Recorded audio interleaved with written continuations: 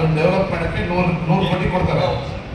Minimum 100 ಎಕರೆ ಆಯ್ತು, ಎರಡು ಕೆಲಸ ಮಾಡಿ ನೀವು. ಹೇಳಿ ಸರ್. ಬಾಳೆನಹಳ್ಳಿ ಗೊತ್ತಲ್ಲ, ಮತ್ತೆ ಕಮ್ಮದಳ್ಳಿ, ಅದೇ ಬಾಳೆನಹಳ್ಳಿ ಕಮ್ಮದಳ್ಳಿ ಒಂದೇ, ಅದನ್ನ ಚೌಳಿ ಪಾರ್ಕ್ ಆಗಿ ಅಭಿವೃದ್ಧಿ ಮಾಡೋಣ. ನೀವು ತಹಸೀಲ್ದಾರ್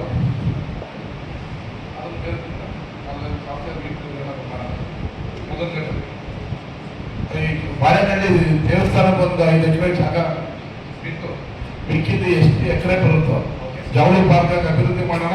ಪ್ರಪೋಸಲ್ ರೆಡಿ ಮಾಡಿ ಇದನ್ನ ಮಾಡೋಣ. ಆ ಮಾನವೇನಹಳ್ಳಿ ಹತ್ರನೂ 50 ಎಕರೆ ಇದೆ. ಫಸ್ಟ್ ಫೇಸ್ ಬಾಳೆನಹಳ್ಳಿ, ಸೆಕೆಂಡ್ ಫೇಸ್ ಮಾನವೇನಹಳ್ಳಿ ಅಂತ 2 ಫೇಸ್ ಅಲ್ಲಿ 150 ಎಕರೆ 100 ಎಕರೆ ಸಿಗುತ್ತೆ. ಬಟ್ ನೀವು ವಾರ್ಫುಡ್ಡಲ್ಲಿ ಕೆಲಸ ಮಾಡಬೇಕು.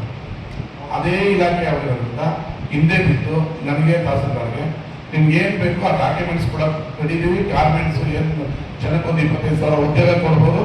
ವಾರ್ಫುಡ್ಡಲ್ಲಿ ರೆಡಿ ಮಾಡಿದ್ರೆ 3 ತಿಂಗಳಲ್ಲಿ ನಾನು ಅದಕ್ಕೆ ಭೂಮಿ ಪೂಜೆ ಮಾಡ್ಬೋದು.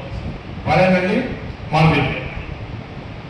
ಈಗ ರೈತರಿಗೆ ಈಗ ಎಕ್ಸಾಂಪಲ್ ರೈತರು ಜಮೀನು ಇದ್ರೆ ಉಳಿಮೆ ಚೀಟಿ ಸರ್ಕಾರದಿಂದ ಜಾಗ ಇದ್ರೆ ಅದನ್ನ ಡೆವಲಪ್ ಮಾಡಕ್ಕೆ 100 ಕೋಟಿ ಕೊಡ್ತಾರೆ.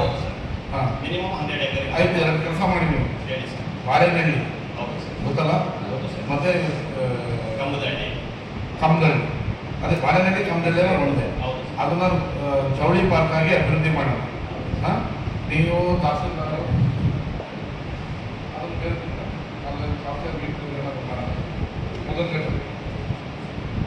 ಬಾಳೆನಹಳ್ಳಿ ದೇವಸ್ಥಾನಕ್ಕೆ ಒಂದು 5 ಎಕರೆ ಜಾಗ ಬಿಟ್ಟು ಮಿಕ್ಕಿದ್ದು ಎಷ್ಟು ಎಕರೆ ಬರುತ್ತೋ ಜವಳಿ ಪಾರ್ಕ್ ಆಗಿ ಅಭಿವೃದ್ಧಿ ಮಾಡೋಣ.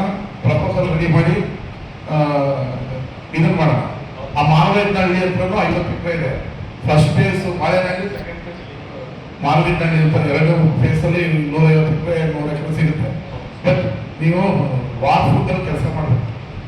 ಅದೇ ಇಲಾಖೆ ಆಗಿರೋದ್ರಿಂದ ಹಿಂದೆ ಬಿದ್ದು ನನಗೆ ತಹಸೀಲ್ದಾರ್ಗೆ ನಿಮ್ಗೆ ಏನ್ ಬೇಕು ಆ ಡಾಕ್ಯುಮೆಂಟ್ಸ್ ಕೂಡ ಕಡಿದೀವಿ. ಗಾರ್ಮೆಂಟ್ಸ್ ಏನು ಜನಕ್ಕೊಂದು 25,000 ಉದ್ಯೋಗ ಕೊಡ್ಬೋದು. ವಾರ್ಫುಡ್ಡಲ್ಲಿ ರೆಡಿ ಮಾಡಿದ್ರೆ 3 ತಿಂಗಳಲ್ಲಿ ನಾನು ಅದಕ್ಕೆ ಭೂಮಿ ಪೂಜೆ ಮಾಡ್ಬೋದು. ಬಾಳೆನಹಳ್ಳಿ ಮಾಡಬೇಕು. ಈಗ ರೈತರಿಗೆ ಈಗ ಎಕ್ಸಾಂಪಲ್ ರೈತರು ಜಮೀನು ಇದ್ರೆ ಉಳಿಮೆ ಚೀಟಿ ಸರ್ಕಾರದಿಂದ